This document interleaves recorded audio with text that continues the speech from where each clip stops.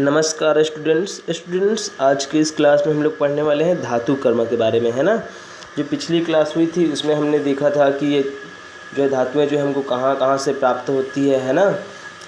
Okay, और सक्रियता श्रेणी हम लोग पढ़े थे। तो आज के इस क्लास में हम लोग पढ़ेंगे धातु कर्म के बारे में, है ना। तो ध्यान से पढ़िएगा, बहुत ही इंपॉर्टेंट है धातु कर्म जो है। तो चलिए पढ़ना शुरू करते हैं। तो धातु कर्म है ना, जो अयस्क जो होता है वहाँ से धातु प्राप्त करने की जो प्रक्रिया होती है उसी को हम क्या बोलते हैं, धातु कर्म। क्या बोलते हैं, धातु कर्म बोलते हैं, या फिर धातु का निष्कर्षण बोलते हैं ना। मतलब जो अयस्क जो होती है ना, अयस्क से हम क्या प्राप्त करते हैं, धातु प्राप्त करते हैं। तो धातु प्राप्त करने की जो प्रक्रिया है ना, उसी को हम क्या बोलते हैं, धातु कर्म बोलते हैं, या फिर धातु का निष्कर्षण बोलते हैं। ठीक है, तो ये भी धातु का जब हम निष्कर्षण करते हैं, है ना, तो ये जो है 3 चरण में संपन्न होते हैं। कितने चरण में, 3 चरण में। पहला जो है वो है अयस्क का सांद्रण, दूसरा है धातु का निष्कर्षण, तीसरा है धातु का शुद्धिकरण। तो अयस्क का सांद्रण कहने का मतलब है कि जो अयस्क जो होते हैं, अयस्क तो आप जानते ही है ना, बता चुका हूँ पिछली कक्षा में। तो अयस्क जो होता है उसमें जो है कुछ अशुद्धियाँ होती है, तो उन अशुद्धियों को अलग करना क्या कहलाता है, अयस्क का सांद्रण कहलाता है। ओके, इसके बाद इसमें जो दूसरा जो है धातु का निष्कर्षण, क्या है, धातु का निष्कर्षण। तो धातु का निष्कर्षण मतलब धातु क्या किया जाता है, अयस्क से जो है धातु को प्राप्त किया जाता है, वो क्या कहलाता है, धातु का निष्कर्षण। और जो तीसरा जो होता है धातु का शुद्धिकरण, जो धातु जो होती है उसमें भी क्या होती है, धातु को जो है धातु शुद्ध धातु प्राप्त करने के लिए जो है उसमें भी कुछ अशुद्धियाँ होती हैं, उनको जो है मतलब यौगिक के रूप में होते हैं, तो उन यौगिकों से अलग करना ही क्या कहलाता है, धातु का शुद्धिकरण, मतलब शुद्ध धातु प्राप्त करना। ओके, समझ में आया। तो इसके लिए हम जो है कई प्रकार के जो है अलग अलग हम क्या करते हैं, अलग अलग धातुओं को प्राप्त करने के लिए, है ना, अलग अलग अयस्क से जो है धातुओं को प्राप्त करने के लिए हम जो है कई प्रकार की जो है विधियों का क्या करते हैं, प्रयोग करते हैं धातु कर्म के लिए। ओके, समझ में आया। तो जो पहला जो चरण है, पहला है अयस्क का सांद्रण, है ना। तो अयस्क का सांद्रण हम देखते हैं कि कैसे हम अयस्क का सांद्रण क्या होता है और कैसे हम अयस्क का सांद्रण करते हैं। ओके, तो देखिए जैसे कि जो खदान जो होता है ना, खदान से हमको क्या प्राप्त होता है, हमको अयस्क प्राप्त होता है। क्या प्राप्त होता है, अयस्क प्राप्त होता है। ओके, अब खदान से जब हमको अयस्क प्राप्त होता है तो उस अयस्क में जो है क्या होती है, कई प्रकार की जो है अशुद्धियाँ होती है, जो उनके साथ में जो है मिली हुई रहती है ना। तो उन अशुद्धियों को क्या करते हैं, हम अलग करते हैं। ठीक है, जैसे कि कौन कौन सी जो है अशुद्धियाँ हो सकती है, जैसे कि मिट्टी है, रेत है, पत्थर है ना। ये सब क्या होते हैं, जो अयस्क होते हैं उसमें जो है मिले हुए रहते हैं। ठीक है, और इसके अलावा जो है और कई अशुद्धियाँ हो सकती है ना। तो ये सब अशुद्धियाँ क्या होती है, इसमें होती है। तो इनको हम क्या बोलते हैं, इनको हम बोलते हैं अधात्री या फिर गैंग बोलते हैं। क्या बोलते हैं, अधात्री या फिर गैंग। ओके, और इनको जो है हमको जो है धातु अयस्क से जो है धातु प्राप्त करने के लिए इनको हमको अलग करने की आवश्यकता पड़ती है। ठीक है ना, और इन्हीं को अलग करना ही, जो अयस्क जो होते हैं उसमें जो अशुद्धियाँ जो होती हैं उनको अलग करना ही, इसी को हम बोलते हैं अयस्क का सांद्रण। क्या बोलते हैं, ये जो प्रक्रिया जो होती है उसी को हम क्या बोलते हैं, अयस्क का सांद्रण। ओके, समझ में आ रहा है ना, क्या बोलते हैं, अयस्क का सांद्रण। ठीक है, तो हम देखते हैं अयस्क का सांद्रण का जो अयस्क जो होता है उसके सांद्रण करने की, है ना, कुछ जो है विधियों के बारे में हम लोग यहाँ पर जानते हैं। सबसे पहला जो है वो है गुरुत्व पृथक्करण विधि। क्या है, गुरुत्व पृथक्करण विधि। ठीक है, तो गुरुत्व पृथक्करण विधि से जो है हम कैसे अयस्क का सांद्रण करते हैं, चलिए समझते हैं। ठीक है, तो इसके लिए जो है जब हम ऐसा करते हैं, है ना, गुरुत्व पृथक्करण विधि का जब हम उपयोग करते हैं तो इसके लिए जो है आवश्यकता होती है कि इसमें जो भी जो है अयस्क है और अधात्री जो है ना, जो अशुद्धियाँ जो हैं, ठीक है, उनके जो घनत्व है उनमें जो है अपेक्षिक उनके घनत्वों में क्या होना चाहिए, अंतर होना चाहिए। मतलब अलग अलग घनत्व वाले होने चाहिए। ठीक है, जो अयस्क हैं और जो अशुद्धियाँ हैं मतलब अधात्री है। ओके, तो जब दोनों के जो है क्या होते हैं, घनत्व में अगर अंतर होते हैं तब हम इस विधि का क्या करते हैं, गुरुत्व पृथक्करण विधि का उपयोग करते हैं। ओके, अब इसमें क्या होता है, इसमें सबसे पहले जो अयस्क जो होता है उसको बारीक पीस लिया जाता है, और बारीक पीसने के बाद उसको क्या किया जाता है, उनको जो है बारीक पीसने के बाद जो है जो पानी की धारा, देखिए यहाँ पर चित्र में पानी की धारा ऐसे जैसे ये प्रवाहित हो रही है इस साइड, है ना। तो इसमें क्या किया जाता है, जो अयस्क जो होता है इसको बारीक पीस करके जो है पानी की धारा में प्रवाहित किया जाता है। अब जब प्रवाहित किया जाता है तब क्या होता है, ये जो है हिलते रहता है, ठीक है ना। तो इसमें जो जिनके घनत्व क्या होते हैं, अधिक होते हैं, जैसे कि अयस्क के जो कण है ना, अयस्क के कण जो होता है उसमें क्या होती है, उनके कण भारी होते हैं और भारी होने के कारण से वो नीचे में, देखिए यहाँ पर जो है काला काला दिख रहा होगा ऐसा, वो नीचे में क्या होते हैं, नीचे में बैठ जाते हैं। ओके, समझ में आ रहा है ना। और जो अशुद्धियाँ जो होती है उनके कण जो है ऊपर में क्या होने लगते हैं, ऊपर में जो है ऐसा तैरने लगते हैं। और इस प्रकार से क्या होता है, जब ये जो है अशुद्धियाँ जब ऊपर में जो है तैरने लगती है, तो ये जब बह कर के कहीं एक टंकी में जो है, जैसे कि यहाँ पर देखिए ये जैसा है, ये है ना, तो यहाँ पर क्या होते हैं, इकट्ठा होते हैं। तो ऊपर में जो है, ठीक है ना, जो अधिक घनत्व, मतलब जिनका जो है भार क्या रहता है, ज़्यादा रहता है, अधिक घनत्व वाले होते हैं, जो अयस्क जो होते हैं वो नीचे में तली में क्या हो जाते हैं, बैठ जाते हैं। और जो अशुद्धियाँ जो है वो ऊपर में क्या करने लगती है, तैरने लगती है। और इनको जो है अलग अलग क्या कर लिया जाता है, इकट्ठा कर लिया जाता है। ओके, इस प्रकार से जो है हम क्या करते हैं, हम सांद्रण करते हैं, किसका, जो अयस्क जो होते हैं उसका, ठीक है ना। और इस विधि से जो है हम, जो गुरुत्व पृथक्करण जो विधि है, इस विधि से हम जो है, जो प्रायः जो है कार्बोनेट, ठीक है, प्रायः कार्बोनेट है और ऑक्साइड के जो अयस्क जो होते हैं उनका क्या किया जाता है, सांद्रण किया जाता है। जैसे कि हेमेटाइट का भी जो है इसी विधि से, हेमेटाइट जो होता है अयस्क, उनका भी क्या किया जाता है, सांद्रण किया जाता है। ओके, समझ में आया। ये था गुरुत्व पृथक्करण विधि, मतलब इसमें भार के अनुसार क्या होता है, अलग अलग किया जाता है अयस्क को, और जो अधात्री मतलब जो अशुद्धियाँ होती हैं उनको, ठीक है। ये हो गया गुरुत्व पृथक्करण विधि। दूसरा हम यहाँ पर समझते हैं, दूसरा चुंबकीय पृथक्करण विधि। तो चुंबकीय पृथक्करण विधि से जो है कैसे जो है अयस्क का सांद्रण किया जाता है। तो चुंबकीय पृथक्करण विधि नाम से स्पष्ट है, चुंबकीय पृथक्करण मतलब इसमें चुंबक का जो है कहीं न कहीं क्या होता है, प्रयोग होता है। तो इस विधि में क्या होता है, इस विधि में केवल ऐसे अयस्कों का जो है सांद्रण किया जाता है जिनमें क्या पाया जाता है, जिनमें जो है कुछ न कुछ जो है चुंबकीय गुण, चुंबकीय पदार्थ वाले जो है, चुंबकीय गुण वाले कुछ पदार्थ जो है उपस्थित होते हैं, तभी इस विधि का क्या किया जाता है, उपयोग किया जाता है, ठीक है ना। जैसे कि यहाँ पर देखिए इस विधि में जो है कैसे जो है उपयोग होता है। तो यहाँ पर देखिए इस विधि में क्या होता है, चित्र से आप समझिए, है ना। जैसे कि ये जो है, इसमें जो है, ये जो है यहाँ पर जो है आपको दिख रहा होगा, ये जो है कन्वेयर, ये जो है, ये जो ऐसा लगा हुआ है, ये कन्वेयर बेल्ट है, ठीक है। और ये जो आपको जो है गोल जो है राउंड ऐसा दिख रहा होगा, चक्कर टाइप का ऐसा पहिया, ये जो है चुंबक का बना हुआ है। किसका बना हुआ है, चुंबक का, ठीक है। और ये जो है कन्वेयर बेल्ट है, ये जो है, ये ऐसा जो लगा हुआ है, ये दिख रहा है, ये क्या है, एक बेल्ट है रबर का, ठीक है। अब हमको जब इसमें से जो है चुंबकीय पृथक्करण विधि से सांद्रण कराना रहता है, तो हम क्या करते हैं, इसमें जो है अयस्क को पहले जो है बारीक पीस लेते हैं। पीसने के पश्चात ये जो कन्वेयर जो बेल्ट रहता है वो चलते रहता है ऐसा, इसी के ऊपर क्या किया जाता है, जो पीसा हुआ जो अयस्क जो होता है उसको जो है नीचे जो है इसके बेल्ट के ऊपर क्या किया जाता है, गिराया जाता है। और जब बेल्ट के ऊपर जो है पीसा हुआ जो अयस्क होता है उसको गिराया जाता है, तब जो है इसमें से क्या होता है, जैसे ही बेल्ट से जो है ये पीसा हुआ जो अयस्क रहता है, जब ऐसे यहाँ पर पहुँचता है, तो यहाँ पर जो अचुंबकीय पदार्थ है, जिनमें कोई भी चुंबक नहीं है, चुंबकीय गुण नहीं है, वो क्या होते हैं, जैसे ही ऊर्ध्वाधर में आते हैं ऐसा सीधा, तो ये सीधा जो है अपने ये जो है नीचे साइड क्या हो जाते हैं, गिर जाते हैं, ठीक है। लेकिन कुछ पदार्थ इसमें क्या होते हैं, चुंबकीय होते हैं। ये जो चुंबक का पहिया जो लगा हुआ है, उसके प्रभाव के कारण जो है, चुंबकीय प्रभाव के कारण जो है आगे चिपक करके जो है इस साइड आगे आ जाते हैं और थोड़ा सा दूर में गिरते हैं ऐसा, जैसे कि यहाँ पर इस चित्र में दिखाई दे रहा होगा, गिर रहा होगा।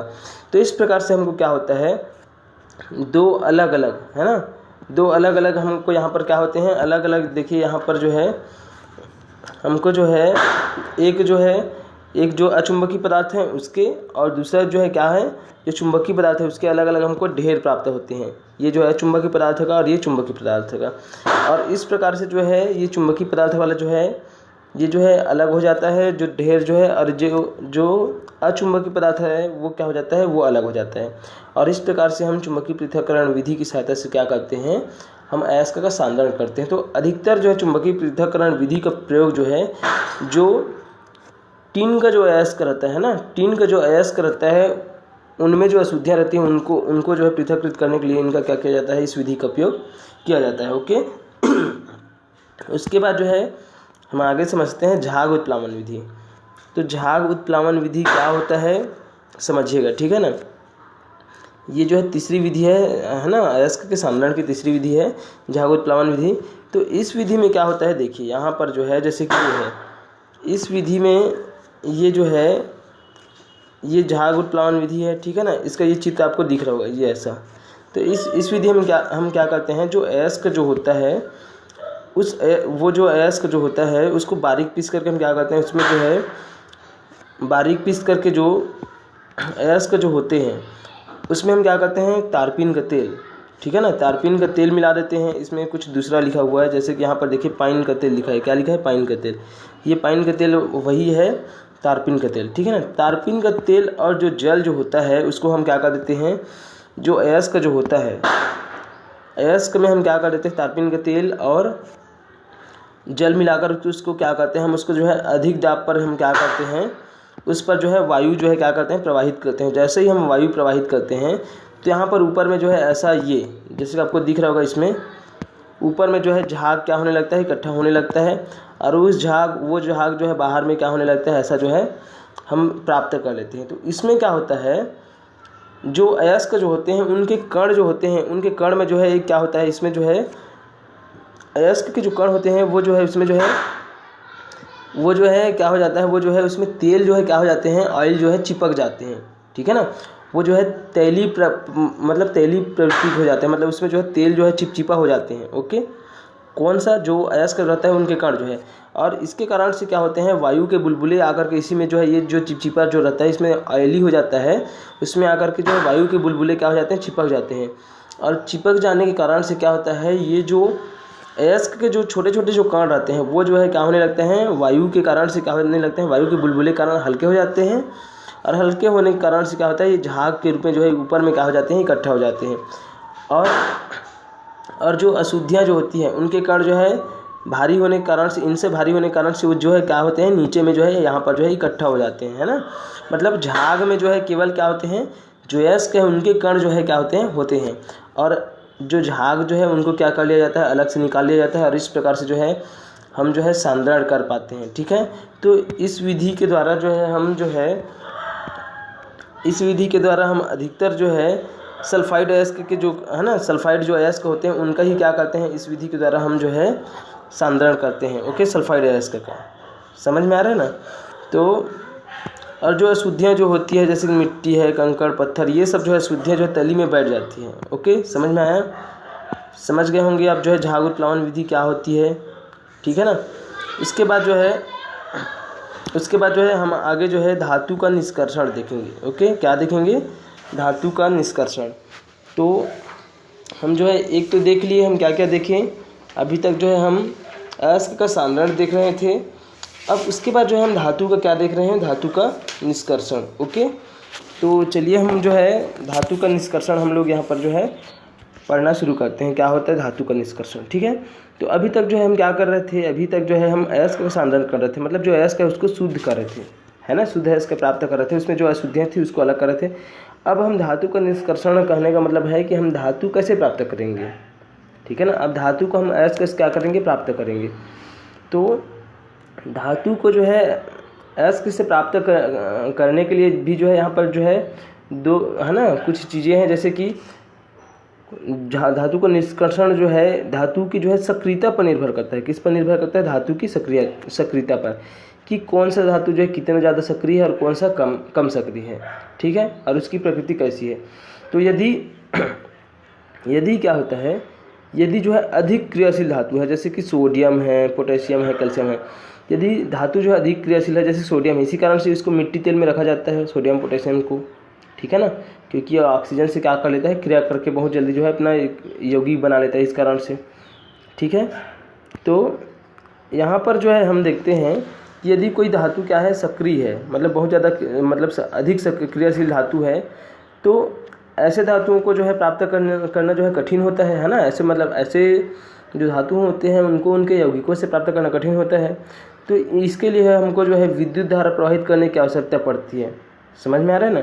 विद्युत धारा जो है प्रवाहित करने पर क्या होते हैं, इनके जो है देखिए यहाँ पर जब विद्युत धारा हम प्रवाहित करते हैं तो जो धन आयन जो होते हैं ना, ऋण आयन से अलग होकर क्या होते हैं, कैथोड पर जाकर के अपचयित होते हैं और इस प्रकार से हमको धातु प्राप्त होता है। अपचयित होना मतलब इकट्ठा होना, मतलब धन आयन और ऋण आयन से जो है जो धातु जो होते हैं ना, जो धन आयन जो है ना, धन आयन जो है ऋण आयन से अलग होकर के जो है कैथोड पर क्या हो जाते हैं, धातु जो है एकत्रित हो जाते हैं और इसी को हम क्या बोलते हैं, अपचयित होना मतलब इकट्ठा होना। और इस प्रकार से हमको क्या प्राप्त होती है, धातु प्राप्त होती है। मतलब ये जो है, ये जो प्रक्रिया जो हम जिस प्रक्रिया की बात कर रहे हैं विद्युत धारा प्रवाहित करने वाली, ये जो है इस विधि को हम बोलते हैं विद्युत अपघटन विधि। क्या बोलते हैं, विद्युत अपघटन विधि। ये जो है किस में काम आता है, ऐसे धातुओं में काम आता है, जो ऐसे धातु तत्वों में जो क्या होते हैं, अधिक बहुत ज़्यादा जो है क्रियाशील होते हैं। समझ में आ रहा है। और इसी प्रकार से इसमें जो है एल्यूमिनियम जो है उनका जो है इसी विधि से क्या किया जाता है, उनका निष्कर्षण किया जाता है। उसके बाद हम देखते हैं कि यदि धातु जो है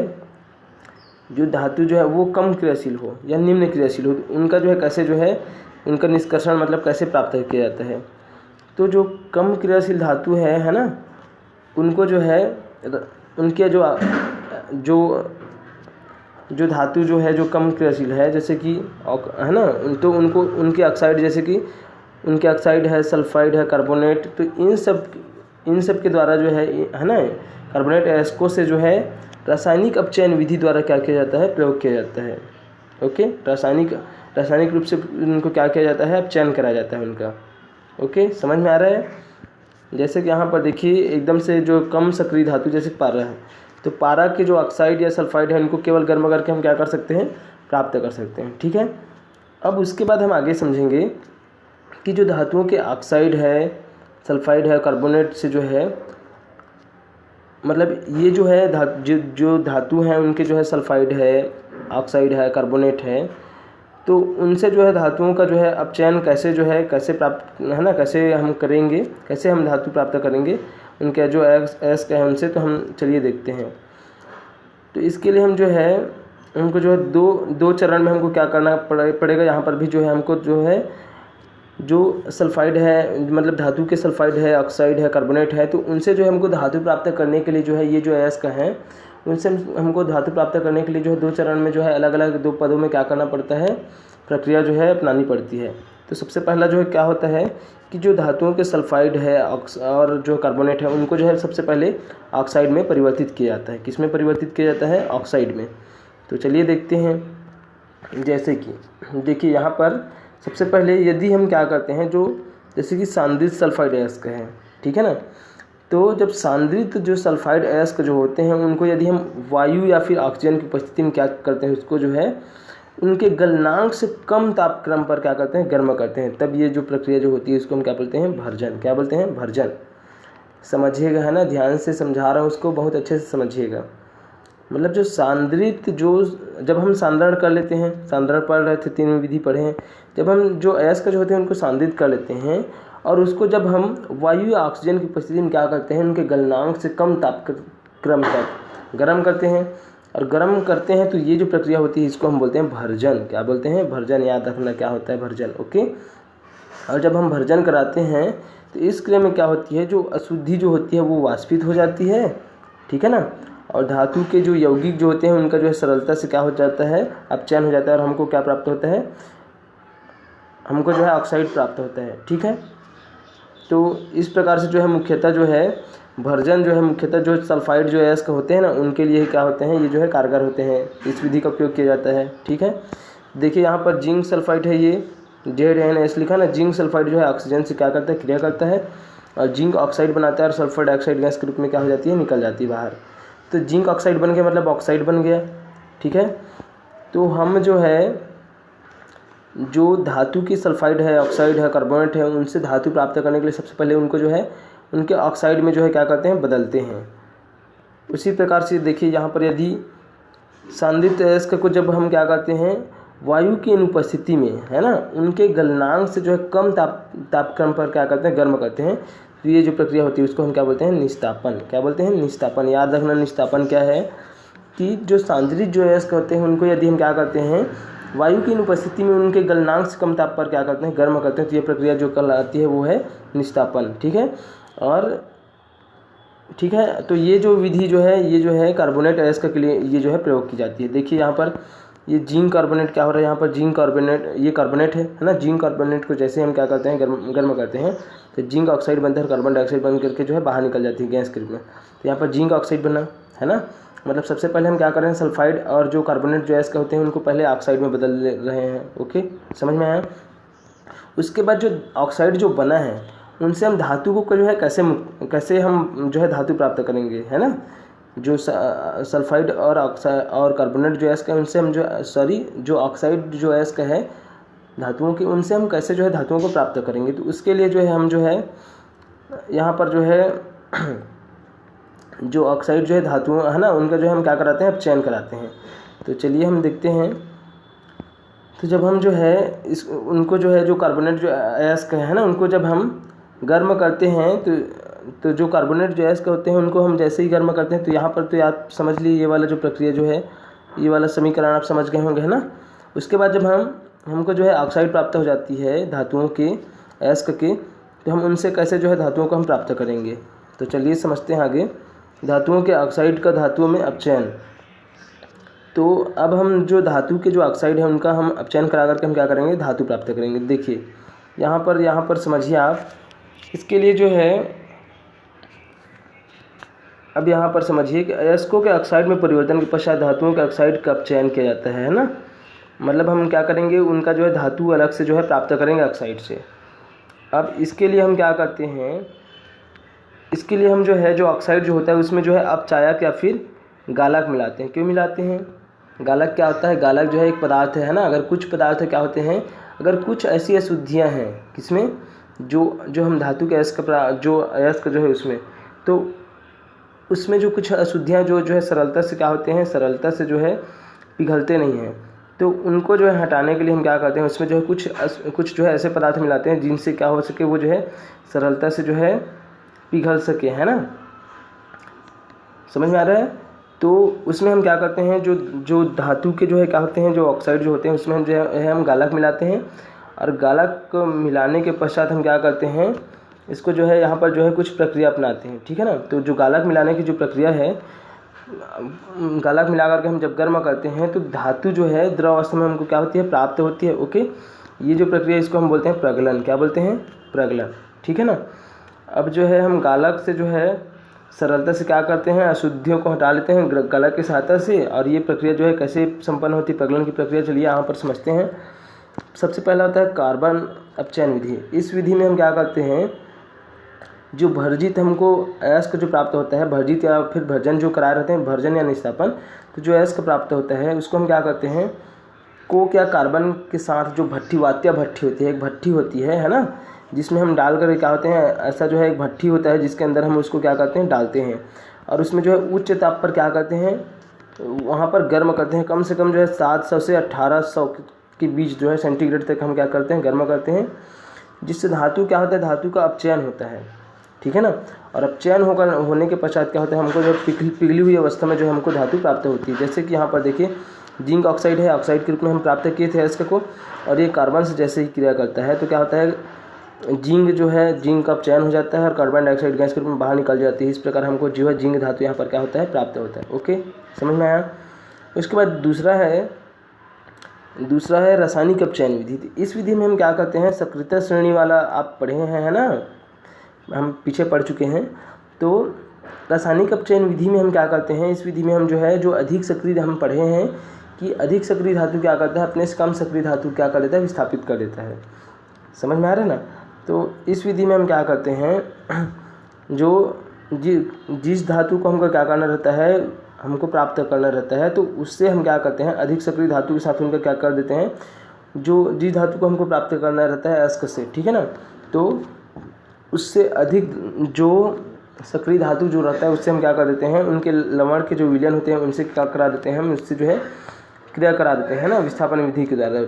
और उस प्रकार से हम क्या कर लेते हैं, प्राप्त कर लेते हैं। जैसे कि ये कॉपर सल्फेट है, ठीक है ना, यहाँ से हम कॉपर सल्फेट जो है से हम कॉपर प्राप्त करना चाहते हैं, तो ये जो फेरस जो है इनसे हम क्या करा देते हैं, है ना, मतलब जो है ये विधि, इस विधि को अपनाते हैं, विस्थापन विधि को।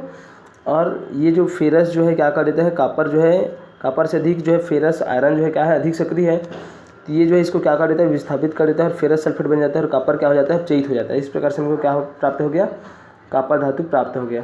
तो इस प्रकार से हम क्या करते हैं, इस प्रकार से जो धातु जो होते हैं उनके ऑक्साइडों का हम क्या करते हैं, चयन करते हैं और शुद्ध धातु प्राप्त करते हैं। ओके, यहाँ तक समझ में आ गया होगा। आप और अच्छे से पढ़िएगा, बुक में बहुत ही सरलता से जो समझाया गया है ना, समझ में आ रहा है और यहाँ तक समझ में आ गया होगा। जब आगे की क्लास होगी तब हम उसमें जो है धातुओं का शोधन क्या होता है पढ़ेंगे। ओके, तो आज के लिए बस इतना।